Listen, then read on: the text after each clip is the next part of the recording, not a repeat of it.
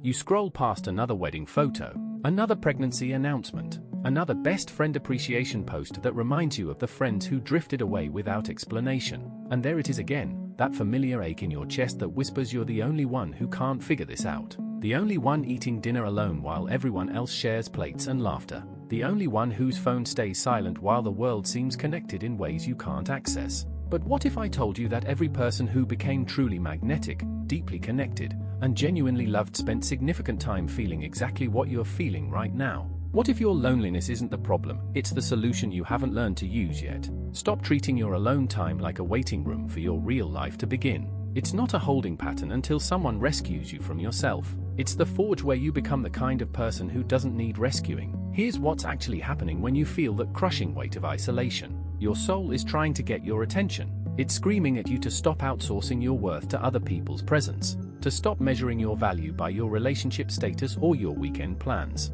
to stop believing the lie that happiness is something that happens when the right person finally chooses you. You've been running from silence, from your own thoughts, from the discomfort of sitting with who you actually are when no one's watching. You fill every gap with scrolling, streaming, anything to avoid the mirror of solitude that reflects back who you've become. But that reflection? That's not your enemy. That's your greatest teacher. Think about the last time you were truly alone, not lonely, but genuinely alone with yourself. No distractions, no desperate attempts to feel less isolated, just you and the raw experience of your own existence. When was that? Can you even remember? Most people can't, because most people have been taught that being alone with themselves is dangerous. The culture profits from your fear of solitude. Every app is designed to keep you scrolling past the discomfort of your own company. Every algorithm feeds you images of other people's connections to make you feel more desperate for your own. Every advertisement sells you the solution to your loneliness. Just buy this, use this, become this, and finally, you'll be chosen. They want you desperate.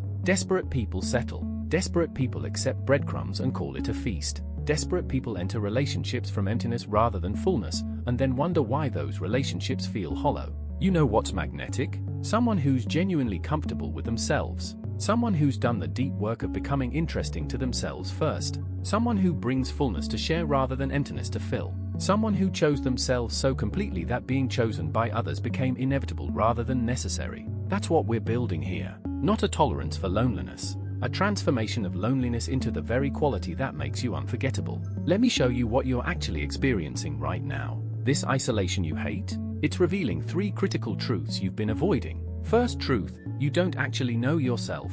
You know the version of yourself that performs for others. The personality you've constructed to be likable, acceptable, non-threatening. You know your social mask so well you've forgotten there's a face underneath it. Your loneliness is forcing you to meet the person behind the performance. And yes, that meeting is uncomfortable, because that person, the real you, has been ignored for so long that reintroduction feels like meeting a stranger. But here's what happens when you stop running from that stranger. You discover thoughts that are genuinely yours. Opinions that didn't come from trying to agree with the crowd. Dreams that belong to your authentic desires, not your fear of judgment. Interests that actually light you up rather than interests you think you should have to seem interesting. This excavation of self is where depth is born. And depth is magnetic. Surface-level people are everywhere. People who've explored the caverns of their own consciousness and emerged with something real to offer. They're rare, they're treasured, they're sought after. Start asking questions you've been too busy to ask. Not surface questions like, what should I do this weekend? Deep questions. What do I actually believe about how life should be lived? What makes me feel most alive when no one else is around to perform for?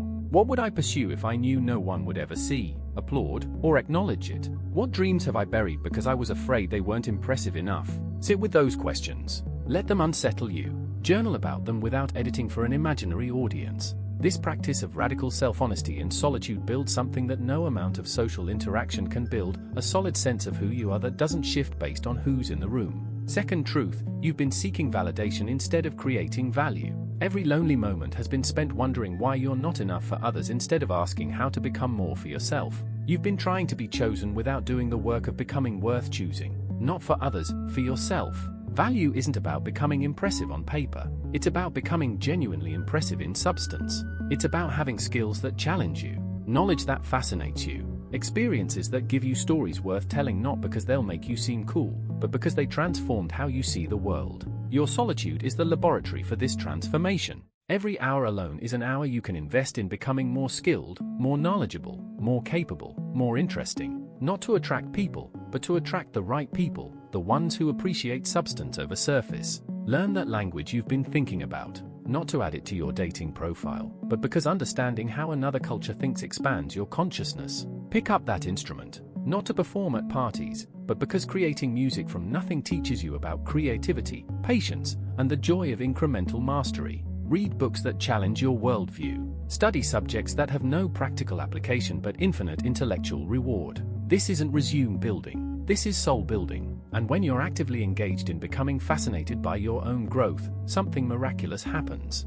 You stop desperately seeking others' attention because you're too engaged with your own development to care about external validation. Third truth, you've been confusing connection with consumption. You think relationships are about what you can get, companionship, validation, entertainment, relief from loneliness. But real connection is about what you can give: attention, understanding, presence, genuine interest in another human's inner world. Your loneliness is preparing you to become the kind of person who knows how to give those things because you've learned to give them to yourself first. When you can sit with your own emotions without needing someone else to fix them, you become someone who can hold space for others' emotions. When you can encourage yourself through failures, you become someone who knows how to encourage others. When you can celebrate your own wins without external applause, you become someone who genuinely celebrates others. Use this alone time to practice being your own best friend. Comfort yourself when sadness hits, not by scrolling it away or medicating it with distraction, but by actually sitting with it, understanding it, processing it. Talk to yourself with the same kindness you'd offer someone you deeply love. Celebrate your progress even when no one's watching. This self-relationship becomes the template for every other relationship in your life. People who can't be alone are exhausting to be around because they treat every interaction as an emergency response to their inner emptiness. People who've learned to be at peace alone are magnetic because they bring that peace into every room they enter. Now let's talk about what you're building during this time that you don't even realize you're building. You're developing what I call sovereign presence, the quality of being so complete in yourself that others feel complete around you. Sovereign presence means you don't need constant reassurance. You're not sending "Are you still interested in me?" texts because your worth isn't contingent on someone's response time. You're not analyzing every interaction for signs of rejection because you're not desperate for acceptance. Sovereign presence means you're not performing. You're not trying to be funnier, smarter, cooler than you actually are because you've accepted who you actually are. And that acceptance gives others permission to be authentic too. Sovereign presence means you can be genuinely happy for others' success without comparing it to your situation. You can celebrate their relationships without feeling diminished by your singleness. You can enjoy their company without needing anything from them. This quality is rare. This quality is magnetic. This quality is what transforms you from someone people tolerate to someone people actively seek out. But you can't fake sovereign presence. You can't perform it. You can't decide to have it tomorrow. It's forged slowly in the fire of solitude, where you face yourself without the distraction of others, where you build strength without an audience, where you become whole without applause. Here's the daily practice that builds this quality. Start every single day with 30 minutes of intentional solitude before you reach for your phone. Make coffee. Sit somewhere comfortable. Just be with yourself. No podcasts. No music. No scrolling. Just you and your thoughts. This will be uncomfortable at first. Your mind will race. You'll feel the urge to check messages. You'll think of 1,000 things you should be doing instead. Push through. This discomfort is the resistance you've been avoiding your whole life. On the other side of it is peace. In this quiet time, let your mind wander. Notice what you're feeling without trying to fix it.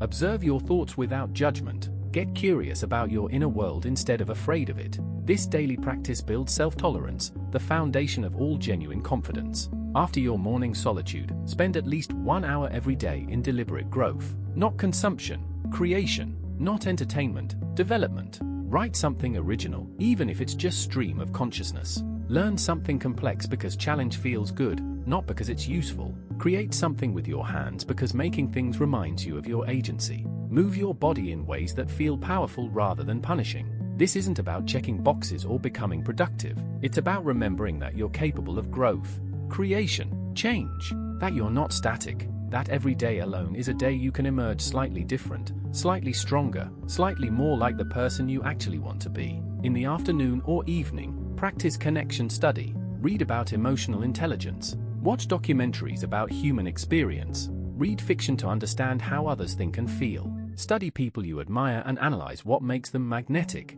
not to copy them, but to understand the principles of genuine connection. Then practice what you're learning in low-stakes interactions. The cashier at your coffee shop, your neighbor, the person waiting in line. These aren't auditions for friendship. They're practice grounds for presence. Ask genuine questions. Listen to actually understand rather than waiting to speak. Make people feel seen in brief interactions. These micro-connections build social confidence without the pressure of deep relationships. You're proving to yourself that you can connect, that you're not socially broken, that interaction can be enjoyable rather than anxiety-inducing. Before bed, practice radical gratitude for the connections you do have, however limited. Maybe you don't have a partner, but your parent calls regularly. Maybe you don't have a best friend, but you have one colleague who genuinely asks how you are. Maybe you don't have a social circle, but you have an online community where you feel understood. Write about these connections. Consider how you can deepen them, how you can show up more fully for the relationships that do exist. Often we're so focused on what's missing that we neglect what's present. This practice shifts your energy from scarcity to abundance, from desperate to generous. Finally, visualize the relationships you want, not from fantasy, but from intention. What kind of friend do you want to be? What qualities would you value in a partner? What kind of energy do you want to bring to social situations? Then ask yourself, am I becoming that person? Am I developing those qualities? If you want loyal friends, are you practicing fierce loyalty to yourself, to your values, to your commitments? If you want honest relationships, are you brutally honest with yourself? If you want fun connections, are you learning to have fun alone? If you want deep conversations, are you thinking deeply? This visualization isn't magical thinking. It's intentional alignment between who you want to attract and who you're becoming. Because the secret that nobody tells you is this: you don't attract who you want, you attract who you are. Now let's address the fears keeping you trapped in viewing loneliness as punishment instead of preparation. What if I'm alone forever? This fear treats your current chapter like it's the entire book. But your story isn't written yet.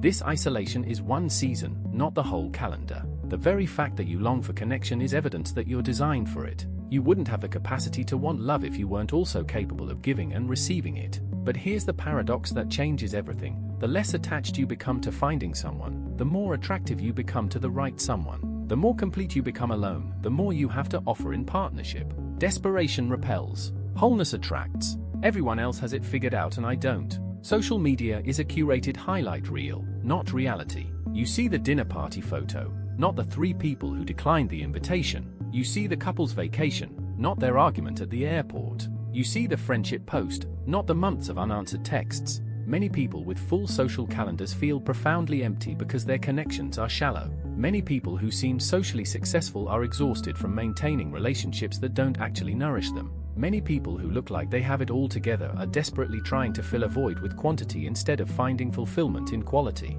You're not behind. You're being selective. You're not failing. You're refusing to settle. You're not broken. You're becoming whole enough to recognize what genuine connection actually looks like. I don't know how to connect with people. Connection is a skill, and like any skill, it's easier to learn from strength than from desperation. When you're not needy, you can practice connection more naturally, with less pressure, with genuine curiosity instead of desperate performance. Your solitude is the perfect training ground. Study emotional intelligence. Observe people who are naturally good at relationships. Read about different personality types to understand how diverse minds work. Then practice in low-stakes situations where rejection doesn't matter. The key is approaching connection as gift-giving rather than need-meeting. Not what can I get from this person, but how can I make this person feel valued? Not will they like me, but am I genuinely interested in who they are? I'm too different to fit in anywhere. Your uniqueness isn't your liability, it's your currency. The things that make you feel like an outsider are often exactly what will help you find your tribe.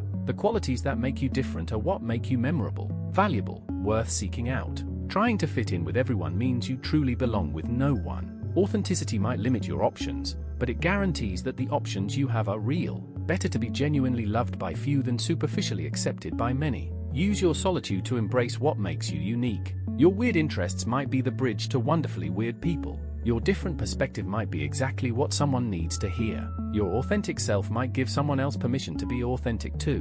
What if I get comfortable alone and stop wanting connection? Being comfortable alone doesn't kill your desire for connection, it makes the desire intelligent. It transforms desperation into discernment. It changes "I need anyone" into "I want someone specific." When you're okay alone, you choose relationships based on genuine compatibility rather than settling for whoever will have you. You can enjoy people without needing their validation. You can contribute from fullness rather than draining from emptiness. The goal isn't becoming a hermit. It's becoming so comfortable with yourself that others feel comfortable around you too. So at peace with your own company that your presence brings peace to others. So engaged with your own growth that people want to join what you're building. Here's the truth that will revolutionize everything. You are not alone because you're unlovable. You're alone because you're becoming more lovable. You're not isolated because you're broken. You're isolated because you're being rebuilt. You're not lonely because you're not enough.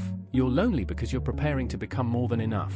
Every quiet evening is an investment in the person you're becoming. Every solitary weekend is time to develop interests that will make you fascinating. Every day of being single is preparation for being the kind of partner someone would wait a lifetime to find. The connections you want are being prepared in the same mysterious way you're being prepared. But they will be infinitely better if they find you strong rather than desperate, interesting rather than boring, peaceful rather than chaotic, whole rather than empty. Think about the people you most want to spend time with. Are they needy for attention or secure in themselves? Are they always seeking validation or confident in their worth? Are they empty vessels needing to be filled or full cups with something to offer? You become attractive not by desperately needing others, but by being so engaged with your own growth, so at peace with your own company, so fascinated by your own development that others want to be part of what you're building. Here's your challenge. For the next 60 days, treat your alone time like the most valuable real estate in your life. Every single day, spend at least 2 hours actively using your solitude for growth,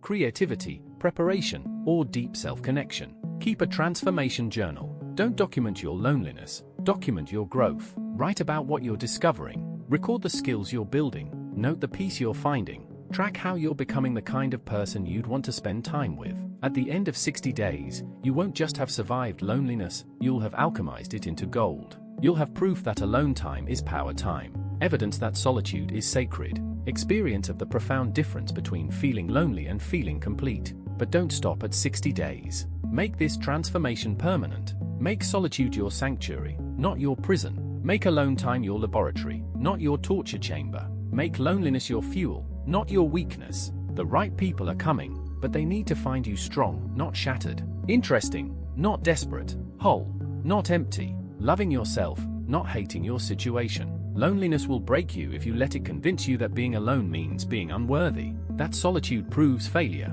that you need others to be complete. But loneliness will fuel you if you use it to become worthy of the love you seek. To transform solitude into success. To complete yourself so powerfully that others are drawn to your completeness. Every quiet moment is a choice. Every alone evening is a decision. Every solitary day is an opportunity. You can let loneliness diminish you, or you can use it to forge the most magnetic, authentic, powerful version of yourself that's ever existed. You're not being punished with loneliness. You're being prepared by it. You're not being rejected by life. You're being selected for a special kind of growth that only happens in the sacred space of solitude. Your loneliness is not your weakness. It is your fuel. And what you build with that fuel, the strength, the depth, the creativity, the peace, the authenticity, that is exactly what will transform you from someone who needs to be chosen into someone who is impossible not to choose. The best relationships of your life are waiting for you to become worthy of them. That becoming happens in the alone times, in the quiet moments, in the sacred solitude where you meet yourself and fall in love with who you find there.